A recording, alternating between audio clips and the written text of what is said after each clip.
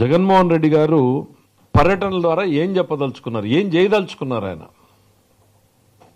Rowdy షీటర్లను పరామర్శించడము, blade బ్యాచ్ల్ని, గంజాయి బ్యాచ్ల్ని, betting బ్యాచ్ల్ని ఇవన్నింటినీ సమీకరించుకుని రాష్ట్రంలో అరాచకాన్ని, విధ్వంసాన్ని సృష్టించడమే లక్ష్యంగా జగన్మోహన్ రెడ్డి గారు పర్యటనలు సాగుతున్నాయి. ప్రజల్ని అప్రమత్తం కావాలని మేము కోరుకుంటున్నాం. మేము అవేర్నెస్ క్రియేట్ చేయదలుచుకున్నాం.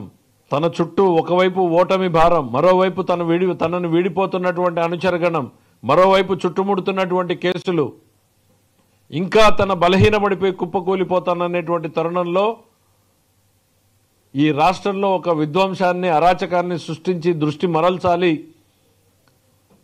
అనేటువంటి ఆలోచనతోనే. ఎందుకండి జగన్మోహన్ రెడ్డి గారు తల్లికి వందనంలో మేము 15,000 రూపాయలు ఇస్తే మీకు కడుపుమంటనా?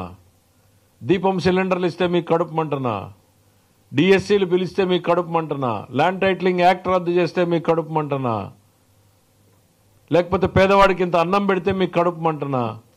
ఏం చేశాం? మేమేం చేశాం? మేము చేసింది ఈ మంచి పనులే కదా. వేల లక్షల కోట్ల రూపాయలు పెట్టుబడులు వస్తున్నాయి, అది మీ కడుపుమంట.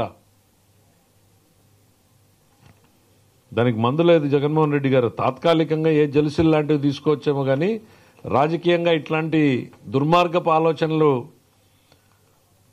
ప్రజలు అర్థం చేసుకుంటే మళ్ళీ ఇంకొక 10 ఏళ్లకు కానీ మీరు అధికారం దరిదాపుల్లేక కాదు, ఆ 10 సంఖ్యను కూడా దాటనటువంటి తీర్పులనే చూడాల్సి ఉంటుంది.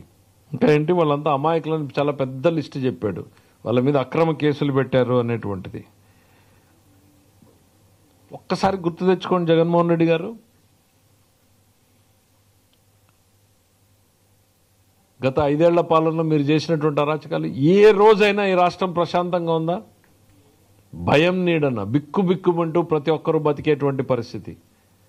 ఒక రాజకీయ పార్టీగా తెలుగుదేశం పార్టీ, కూటమిలోని పార్టీలు ఈ రాష్ట్రంలో పోరాటాన్ని కొనసాగించే ప్రజాస్వామ్యాన్ని నిలబెట్టడానికి ప్రజలు సరైనటువంటి నిర్ణయాన్ని తీసుకున్నారు.